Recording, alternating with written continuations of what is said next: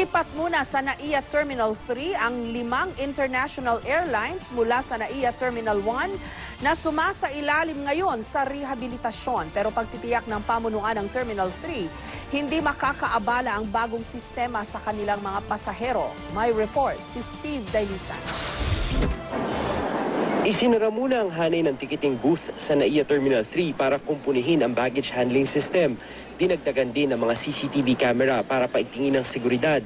Paghahanda ito para sa paglipat dito ng 5 international airlines galing Terminal 1 simula katapusan ng Hulyo. Sabi ng Manila International Airport Authority, wala raw magiging pagsisikip ng tao sa paliparan dahil dinisenyo ang NAIA Terminal 3 para sa 13 milyong pasahero kada taon. Pagka pinatakbo natin yung cabinet site for full operations ng international, which is presently nakakaano pa lang tayo ng more than 2 million passengers a year.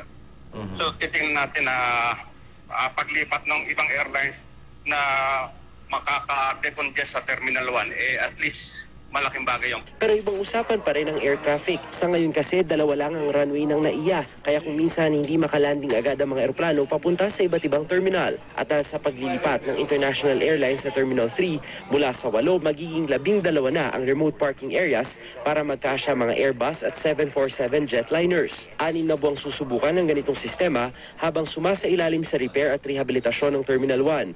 Ang mga pasahero sa Terminal 3 umaasa sa mas maayos na serbisyo. Tulad ng CR na bumabagsak. Kisame, di ba?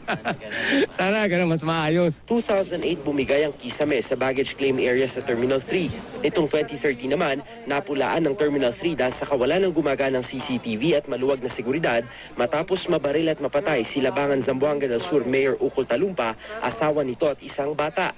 Ito na raw ang tinutugunan sa mga isinasagawang pagsasaayos.